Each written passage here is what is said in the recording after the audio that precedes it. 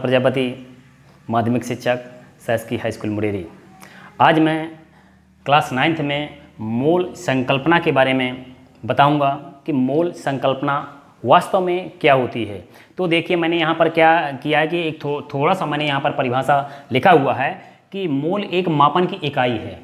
जिस तरह से हम शक्कर को किलोग्राम से नापते हैं, लंबाई को हम मीटर से नापते हैं, उसी तरह से मोल भी एक मापन की इकाई है। ये आप जान लीजिए, मोल सीधे सीधे आप ये जान लें कि मोल एक मापन की इकाई है। और किसकी इकाई है? मतलब किसी भी तत्व में, किसी भी अणु परमाणु में देखिएगा, परमाणुओं, अणुओं, आयनों, कणों की जो संख्या होती है उसको नापने के लिए, उसकी गणना करने के लिए एक इकाई यहाँ पर विकसित की गई है जो मोल कहलाती है।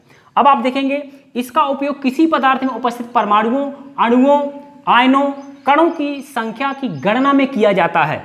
जिस तरह से आप देखे होंगे कि जिस प्रकार से एक दर्जन में आप जानते हैं कि 12, एक दर्जन बराबर 12। कोई भी चीज आप जाते हैं मार्केट में, एक दर्जन की मांग करते हैं, फटाफट वो आपको 12 चीजें दे देता है। और एक ब्रुश में आप देखेंगे यहाँ पर 144, उसी तरह से एक रिम में जो है 500 होता है। तो उसी तरह से आप यहाँ पर देखेंगे कि एक मोल बराबर क्या होता है? 6.022 गुणे 10 की घात 23। एक मोल यानी सीधे सीधे जैसे एक दर्जन बराबर कितना होता है? 12। तो उसी तरह से एक मोल बराबर कितना होता है? 6.022 गुणे 10 की घात 23। और इसी संख्या को इतालवी वैज्ञानिक आवोगाद्रो के नाम पर रखा गया है। और इसी संख्या को हम आवोगाद्रो संख्या या आवोगाद्रो स्थिरांक भी कहते हैं। मैं आपको बताता हूं कि मोल एक लैटिन भाषा से लिया गया शब्द है। मोल एक लैटिन भाषा से लिया गया शब्द है जिसका अर्थ होता है ढेर। जिसका अर्थ होता है ढेर होता है या संचय होता है। ढेर या संचय यानी उतने कणों का वो संचय है, उतने कणों का वो ढेर है। अब आप यहाँ पर देख लीजिए कि जैसे यहाँ पर हमने यहाँ पर पानी बनाने के लिए हमने यहाँ पर फार्मूला लिया हुआ है। यहाँ पर 2 भाग, मतलब 2 दूनी 4 भाग हमने यहाँ पर हाइड्रोजन के लिए हैं, 2 भाग हमने यहाँ पर ऑक्सीजन लिया है। और इस तरह से यहाँ पर हमारे 2 जो है अणु पानी के बन जाते हैं। यहाँ पर 2 अणु पानी के बन जाते हैं। अब हम इनके जो है भार की गणना करते हैं, इनके द्रव्यमान की गणना करते हैं। कैसे द्रव्यमान की गणना करते हैं देखेंगे यहाँ पर कि इसका जो है हाइड्रोजन का परमाणु क्रमांक 1 होता है और उसका परमाणु भार भी उसका H का 1 होता है। और यहाँ पर हमने 4 लिया हुआ है, इसलिए इसका परमाणु भार कितना हो जाएगा? 4। आप यहाँ पर देखेंगे ऑक्सीजन को देखेंगे, ऑक्सीजन का जो है परमाणु क्रमांक जो है 8 होता है। ये आपका ऑक्सीजन है और इसका परमाणु क्रमांक 8 होता है और इसका परमाणु भार 16 होता है।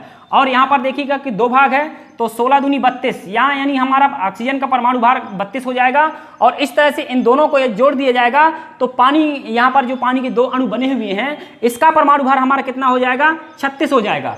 पानी के 2 अणुओं का परमाणु भार कितना हो गया? 36 हो गया। अब हमको ये देखना कि पानी का एक अणु का परमाणु भार कितना होगा। तो आप जानते हैं कि 2 का भाग 36 है, तो यहाँ पर जल का मतलब जो है कितना हो जाएगा? 18 यूनिट हो जाएगा।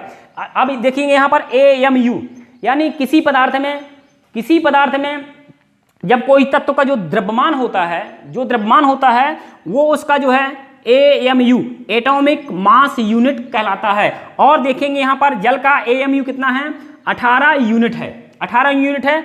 और 18 यूनिट है तो इसको हम देखेंगे, इसको जो है हम संख्यात्मक उसमें परिवर्तित करेंगे, ग्राम में परिवर्तित करेंगे। तो यहाँ पर देखेंगे हमने लिखा हुआ है GAM, ग्राम एटॉमिक मास। और इसका ग्राम एटॉमिक मास कितना होगा? 18 ग्राम होगा।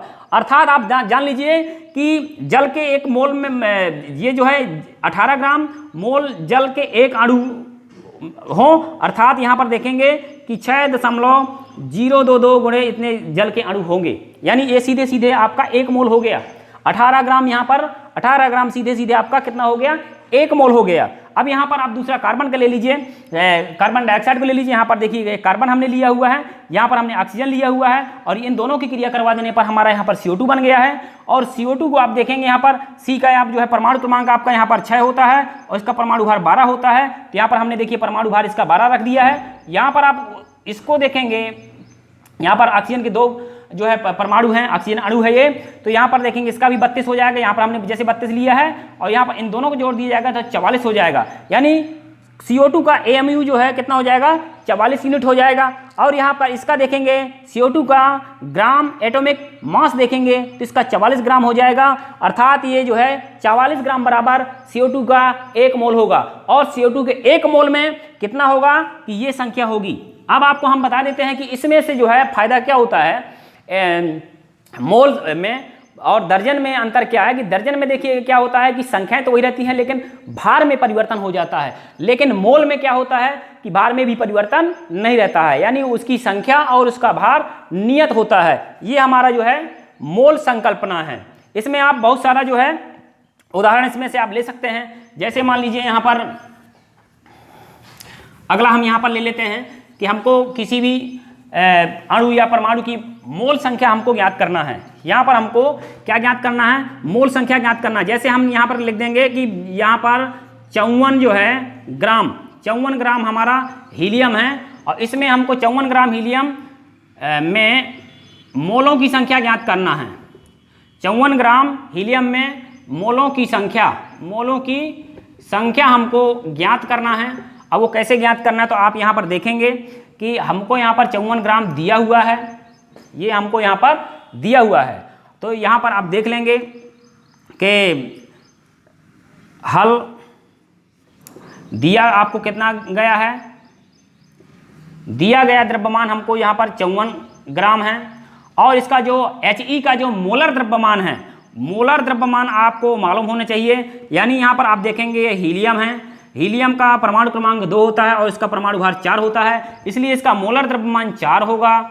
ठीक है, यहाँ पर 4 हो जाएगा। अब यहाँ पर सूत्र लगा दीजिए, मोलों की संख्या बराबर, मोलों की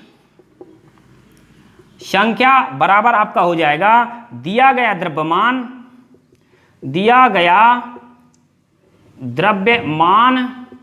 बटे मोलर द्रव्यमान।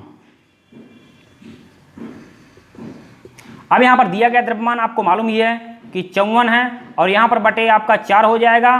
तो यहाँ पर आप देख लीजिए 4 एकम 4, यहाँ पर कितना हो जाएगा, ये 4 तिया 12 और यहाँ पर क्या बचेगा 2, 4 पंचे 20, यानी यहाँ पर 13.5 हो जाएगा। सीधे सीधे आपका यहाँ पर 13.5 हो जाएगा। यानी मोलों की संख्या बराबर, मोलों की संख्या आपकी हो जाएगी 13.5।